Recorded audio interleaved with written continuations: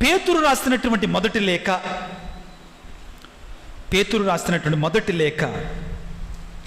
1వ అధ్యాయం 2వ అధ్యాయం. పేతురు రాసినటువంటి మొదటి లేఖ 1వ అధ్యాయం 19వ వచనాన్ని చదువుకుందాం. నిష్కళంకమైన గొర్రెపిల్ల వంటి అమూల్యమగు క్రీస్తు రక్తము చేత మీరు విమోచన గావించబడ్డారు. హల్లెలూయా, హల్లెలూయా. ఎలా విమోచించబడ్డామండి? మనకి విడుదల ఎలా వచ్చింది? సాతాను నుండి మనం ఏ విధంగా విడుదల పొందామండి? ఎలా విమోచన పొందాం? ఎలా విమోచించబడ్డాం? క్రీస్తు అమూల్యమైన రక్తము చేత మనకి విడుదల వచ్చింది పిల్లారా. ఆయన రక్తము లేకుండా మనకి విడుదల లేదు, విమోచన లేదు, విడుదల లేదు. ప్రియులకు దేవుని బిడ్డలారా, ఒకసారట ఒక కుర్రవాడు కొన్ని పక్షులను పట్టుకున్నాడంటండి. ఏం చేశాడు? కొన్ని పక్షులను పట్టుకున్నాడంటండి. పట్టుకొని వాటన్నిటినీ కూడా బోనులో పెట్టి అవి బాధపడుతుంటే వీడు సంతోషిస్తున్నాడంట. బోనులో పెట్టి ఏం చేస్తున్నాడు? వీడు సంతోషిస్తున్నాడంటండి. అప్పటి వరకు చెరసాలలో ఉన్న వ్యక్తి, తాను చెయ్యని తప్పుకి చెరసాలలో ఉన్న వ్యక్తి, ఒక వ్యక్తి బయటికి వచ్చి ఆ బాధను చూసి, ఎందుకయ్యా అలా చేస్తున్నావు? దానివల్ల ప్రయోజనం ఏంటంటే నాకు ఆనందం. ఏంటంటండి? ఆనందం. ఏం ఆనందం? అవి బాధపడుతుంటే నాకు ఆనందం, అవి రక్తం కారుతుంటే నాకు ఆనందం అన్నాడంటాడు. ఏం చేస్తా వాటితోటి? ప్రయోజనం ఏంటి అంటే అతను అన్నాడట, అవి బాగా నీరసించి ఆడినంతసేపు వాటితో ఆడుకుంటా, వాటితో గంతులు వేపిస్తా. జాగ్రత్తగా వినండి పిల్లారా, ఎక్కడో తడుతుంది మనకందరికీ, ఎక్కడో తగులుతుంది మనందరికీ. వాటిని ఆడిస్తా నాకు ఇష్టం వచ్చినట్లుగా. ఎలా పట్టుకున్నావయ్యా వాటిని? వాటిని పట్టుకోవటం ఏముందండి, కాసిని నూకలు చల్లితే చాలు, అవే నా బొట్టలోకి వస్తాయి. కాసిని నూకలు చల్లితే చాలు. వాటికి కావాల్సింది ఏంటి? కాసిని నూకలు. నూకలు అంటే తెలుసా? చిన్న బియ్యం. అయ్యే నా దగ్గరకు వస్తాయి. పట్టుకుని హింసిస్తున్నావు కదయ్యా, అదే నాకు ఆనందం, అదే నాకు ఆనందం. ఏం చేస్తావు మరి? ఏం చేస్తావు మరి? నీరసపడిపోయిన తర్వాత ఏం చేస్తావంటే, నా దగ్గర ఒక కుక్క ఒక పిల్లి ఉంది, వాటికి ఇసిరేస్తానన్నాడంటండి. వాటికి ఇసిరేస్తానన్నాడంటండి. అయ్యో అలా కాదు, వాటిని నేను కొంటాను అన్నాడంటండి. అతను నవ్వాడట. అతనేమన్నాడట? నవ్వి అన్నాడట, ఈ పక్షులు పనికిరానటువంటివి, ఈ పక్షులు విలువలేనటువంటివి, ఈ పక్షులు చేతగానటువంటివి, ఈ పక్షులకు విలువ లేదు అన్నాడంటండి. అయినా నేను కొంటాను బాబు అన్నాడంటండి. అయినా నేను కొంటాను బాబు అన్నాడంటండి. అని ఏం కావాలి నీకు అన్నాడట. అనేసరికే ఈ కుర్రవాడు అన్నాడట, నీ దగ్గర ఎంత ఉంది అన్నాడంటండి. నీ దగ్గర ఎంత ఉంది అన్నాడంట. జేబు మొత్తం తడుక్కొని, నా దగ్గర ఒక 5,000 రూపాయలే ఉన్నాయి అన్నాడు. నాకు అంతా కావాలి అన్నాడంటండి కుర్రవాడు. ఈ పక్షులు కావాలంటే నాకు అంతా కావాలి అన్నాడు. అప్పటికీ అన్నాడంట కుర్రవాడు, ఇవి పనికిరానటువంటివయ్యా, ఇవి పని చేయలేనటువంటివయ్యా, ఇవి వేస్ట్, విలువలేనటువంటివయ్యా, వీటి కోసం ఎందుకు అంత డబ్బు పెడతావు? అయినా కానీ కొంటానయ్యా. కొని ఏం చేస్తావంటే ఆ పెద్ద ఆయన అన్నాడట, వాటికి స్వేచ్ఛనిస్తానన్నాడంటండి. ఏమిస్తానన్నట? స్వేచ్ఛనిస్తానన్నాడంటండి. నా దగ్గర ఉన్నదంతా తీసుకో, కానీ వాటికి ఏం కావాలి? స్వేచ్ఛని, స్వతంత్రాన్ని ఇస్తానన్నాడంటాడు. ఎవరు ఈ పెద్ద ఆయన? ఎవరు ఈ పెద్ద ఆయన? యేసయ్య. ఆ కుర్రవాడెవడో గట్టి చెప్పండి. సైతానుడు. ఏం చేశాడు? మానవాళి మీద ఎగబడి పగబట్టి ఇసిరేస్తున్నాడు మన ముందు. ఏంటివి? ఏం విసిరేస్తున్నాడు? ఏమి విసిరేస్తున్నాడని చెప్పండి? సెల్ ఫోన్లు, అమ్మా సీరియళ్ళు, ఈడియట్ బాక్సులు, ఇంకా ఏమి విసిరేస్తున్నాడు? లోక ఆశలు మన మీద విసిరేసి రా తన బుట్టలో వేసుకుంటున్నాడు. ఏం చేస్తున్నాడు? తన బుట్టలో వేసుకుంటున్నాడు. మానవాళి జీవితాన్ని చిందరవందర చేస్తున్నాడు. మానవాళి జీవితాన్ని ఏం చేస్తున్నాడు? చిందరవందర, రెక్కలు పీకుతున్నాడు, ఇంకా బాధ పెడుతున్నాడు, ఇంకా బాధ పెడుతున్నాడు. ప్రియ దేవుని బిడ్డ, మనం శ్రమలు పొందటం, మనం బాధలు పొందటం, మనం పాటులు పొందటం, మనం అనారోగ్యంగా ఉండటం, మనం చనిపోవటం దేవుని యొక్క చిత్తము కాదు. చనిపోవటం దేవుడి చిత్తం కాదండి. దేవుడి చిత్తమా? మరణాన్ని ఎవరు సృష్టించారు? మరణాన్ని ఎవరు సృష్టించారండి? మానవులు. ఎలా? ఒకసారి సొలొమోను జ్ఞాన గ్రంథాన్ని తీసుకుందాం. 1వ అధ్యాయం తీసుకోండి త్వరగా. యాక్చువల్గా సబ్జెక్ట్ కాదు ఇది, గడిచిన వారం వచ్చింది. అర్థమైందా? మరణం ఎలా వచ్చిందంట మనకి? ప్రియులారా చదువుకుందాం. సొలొమోను జ్ఞాన గ్రంథం 1వ అధ్యాయం. సొలొమోను జ్ఞాన గ్రంథము 1వ అధ్యాయం 12వ వచనాన్ని చదవండి. దుష్కార్యములు చేసి సావును తెచ్చుకోవలదు. చెడు పనుల వలన మృత్యువును ఆహ్వానింపవలదు. ఆ తర్వాత వాక్యం ముఖ్యమైనది. మృత్యువును దేవుడు కలిగించలేదండి. ప్రాణులు చనిపోవుట చూచి ఆయన సంతోషించడు. ఆయన ప్రతి ప్రాణిని జీవించుట కొరకే సృజించను. ఆయన చేసిన ప్రాణులన్నీ ఆయురారోగ్యములతో ఉండాలని కోరుకుంటాడు దేవుడు. Hallelujah, hallelujah, praise the Lord, praise the Lord. ఎలా ఉండాలని కోరుకుంటాడండి? మరణాన్ని దేవుడు సృష్టించాడా? లేదండి, లేదు. తర్వాత చదువమ్మా. జీవులలో మరణకరమైనది ఏమీను లేదు, మృత్యువును ఈ లోకం రాజ్యము చేయదు. మరి ఎలా వచ్చిందండి మరణం? ఎలా వచ్చింది రోగం ఈ లోకంలోకి అంటే 16వ వచనాన్ని చదువుకుందాం. కానీ దుష్టులు తమ వాక్కు ద్వారా, క్రియల ద్వారా మృత్యువును ఆహ్వానించాం మనమే. చావును తమ నేస్తురాలుగా భావించి తాము దానికి తగిన స్నేహితులైరి. ప్రియులకు దేవుని బిడ్డలారా, సాతానుడు అనేటువంటి వాడు మానవాళిని పట్టి బంధించాడండి. మానవాళిని పట్టి బంధించాడు. బంధించి భయంకరమైనటువంటి వేదనకు గురి చేస్తూ ఉన్నాడు. వేదనకి గురి చేస్తూ ఉన్నాడు. ప్రియులకు దేవుని బిడ్డలారా, ఒకసారట సైతానుకను యేసు ప్రభువుకు వాదన జరిగిందట. సైతానుకను యేసు ప్రభువుకి వాదన జరిగిందట. ఏమిటి వాదన అంటే, ఎందుకు నువ్వు నా ప్రజలను అట్లా ఏడిపిస్తున్నావు, విసిగిస్తున్నావు అంటే సాతానుడు అన్నాడంట, నాకు ఆనందం అన్నాడట.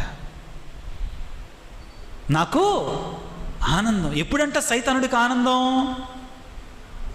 ఎప్పుడండి సైతానుడికి ఆనందం? ఎక్కడ తెలుసు మనకి?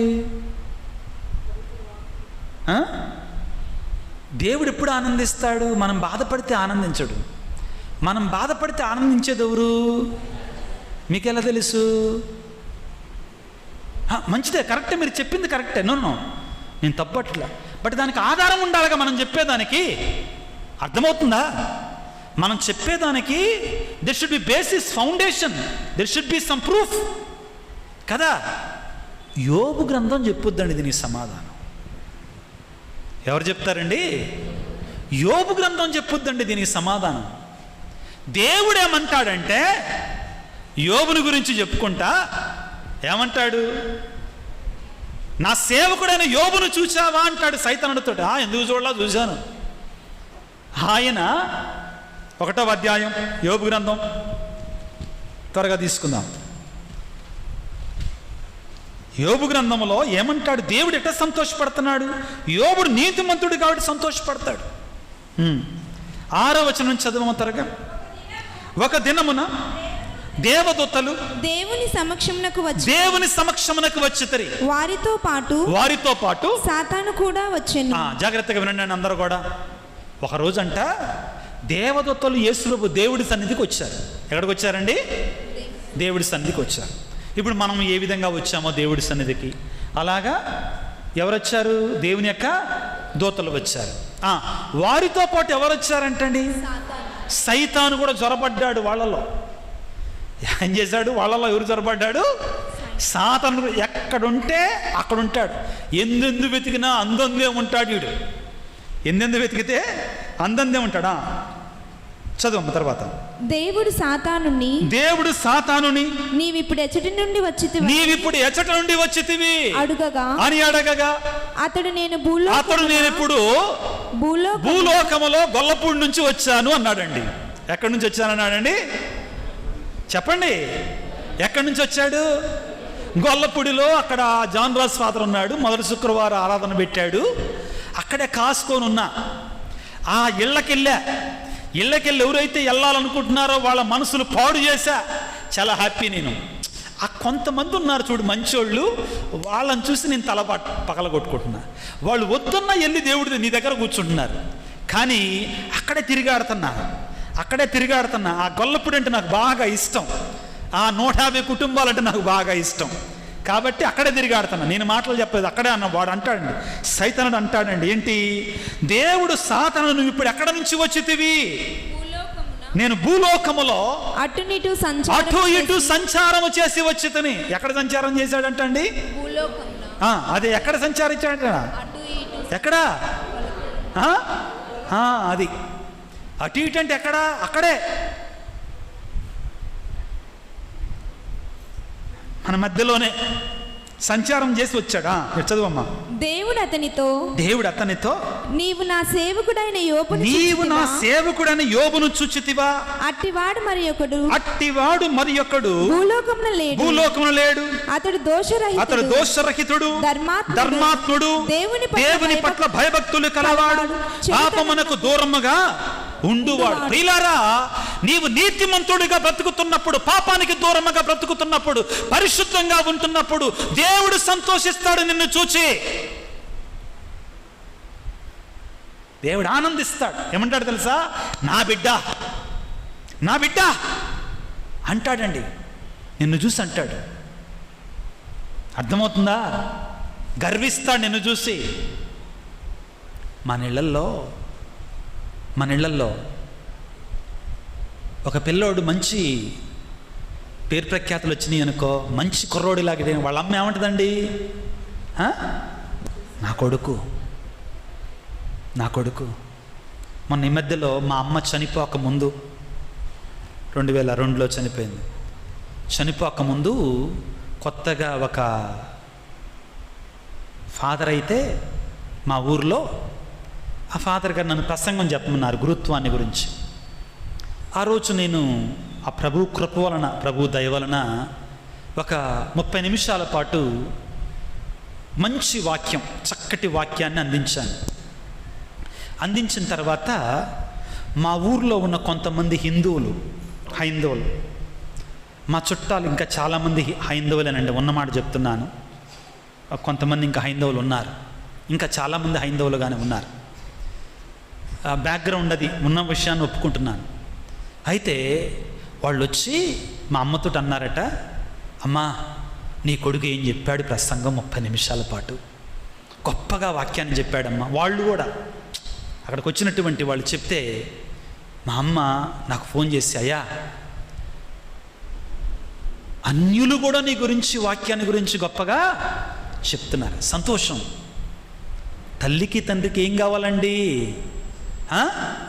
కొడుకులు కూతుర్లు మంచి జీవితాన్ని జీవించాలి, మంచి జీవితాన్ని జీవించాలి. ఇదే తల్లిదండ్రి కోరుకునేది, ఆనందించేది. వాళ్ళకేం అవసరంలా. ప్రియులకు దేవుని బిడ్డ, పరలోక తండ్రికి కూడా సంతోషాన్ని కలిగించేది ఏమిటి అంటే, ప్రియులారా, దోషరహితులుగా మనం ఉండగలగాలి. దేవునికి ఇష్టమైన బిడ్డలుగా మనం జీవించగలిగినప్పుడు దేవుడు కూడా గుండెల మీద వేసుకొని ఏమంటాడంటే, ఇదిగో నా కుమారుడైన విజయరాజు సంతోషిస్తాడు. ప్రియ దేవుని బిడ్డ, ఈ రాత్రికాల సమయంలో నీకు నీవుగా ఆత్మ పరిశీలన చేసుకో. నిన్ను చూచి యేసయ్య సంతోషిస్తాడా? నా కుమారుడు చూడు, నా కుమార్తె చూడు అని సంతోషిస్తాడా? లేకపోతే అయ్యో నా బిడ్డ పాపములో బ్రతుకుతుందే, అయ్యో నా కుమారుడు పాపములో బ్రతుకుతున్నాడే, అయ్యో నా కుమారుడు నా కుమార్తె సాతాను వశమైపోయాడే, చెడుకులో పడ్డాడే అని బాధపడతాడా? నిన్ను చూచి ఆత్మ పరిశీలన చేసుకో. నీవు ఏ విధంగా జీవిస్తున్నావు? మనం బాధలో ఉన్నప్పుడు, వేదనలో ఉన్నప్పుడు, కష్టాలలో ఉన్నప్పుడు, కన్నీళ్లలో ఉన్నప్పుడు ఆయన కూడా కన్నీరు కార్చేటువంటి దేవుడు. ప్రియులకు దేవుని బిడ్డలారా, hallelujah, praise the Lord, praise the Lord. లాజరు చనిపోయినప్పుడు ప్రజలందరూ ఏడుస్తుంటే యేసయ్య కూడా ఏం చేశాడండి? కన్నీరు కార్చాడు.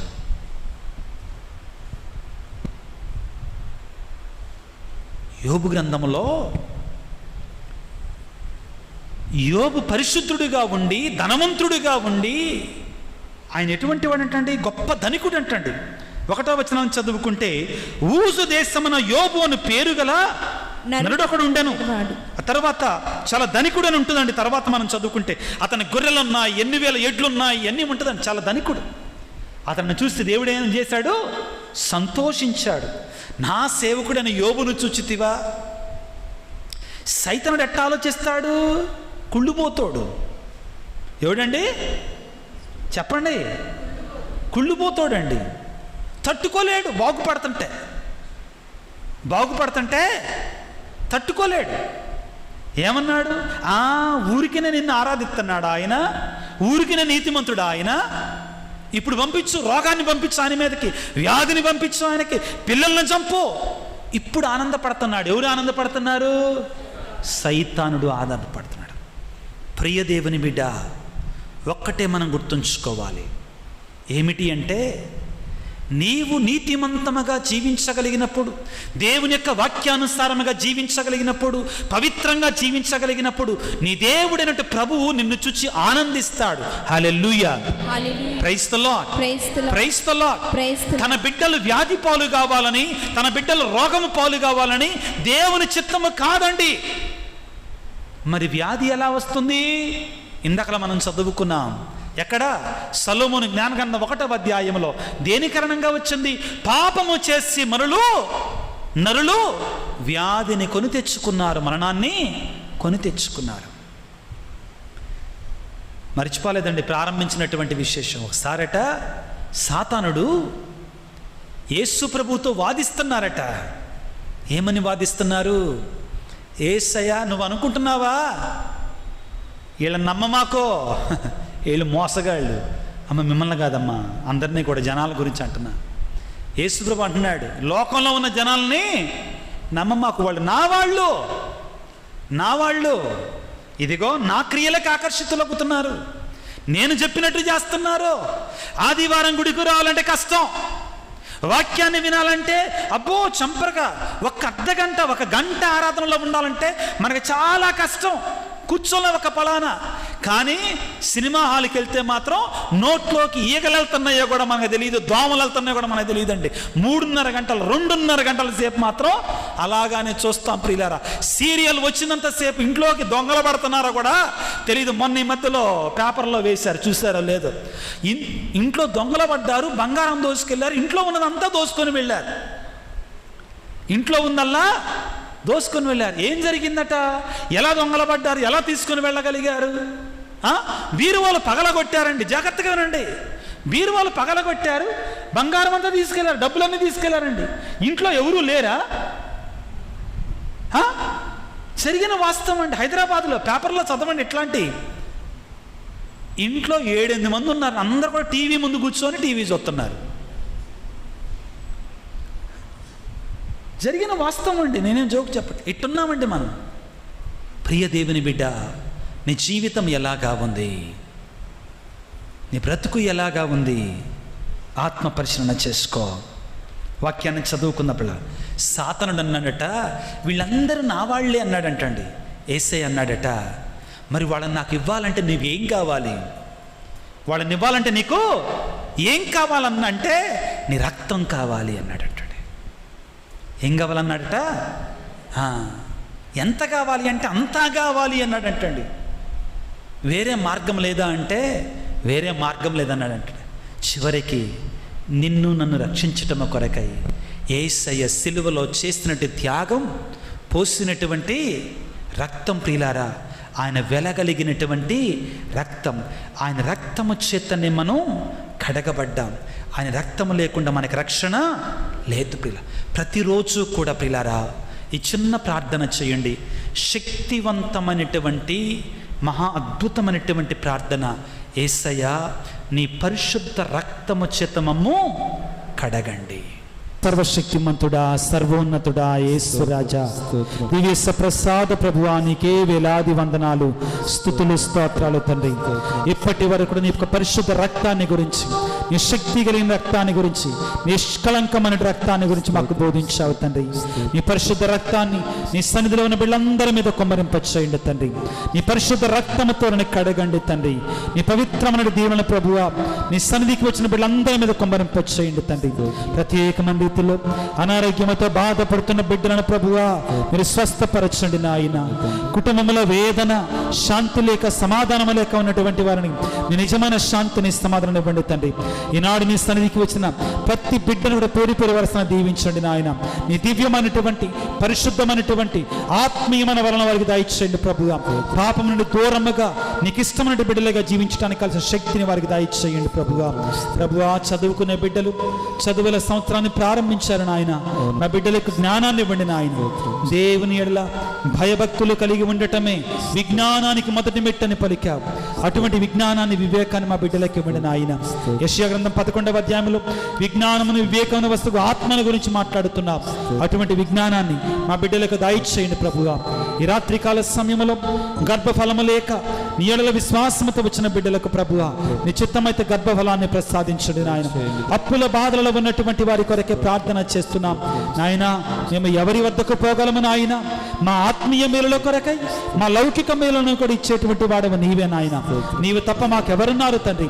ప్రభువా, ఎవరైతే అప్పుల ఊపితో కూరుకొని పోయారు వారికి విడుదల దయచేయండి ప్రభువా. విమోచన ప్రసాదించండి నాయన. బిడ్డలు మాట వెనక, యవన ప్రాయం నుండి బిడ్డలు ప్రభువా చెడు వ్యసనాలకి, తాగుడికి, జూతానికి, అదేవిధంగా డ్రగ్స్కి అలవాటైనటువంటి వారి కొరకే ప్రార్థన చేస్తున్నాను. దీవించండి నాయన. వారికి శక్తినివ్వండి నాయన.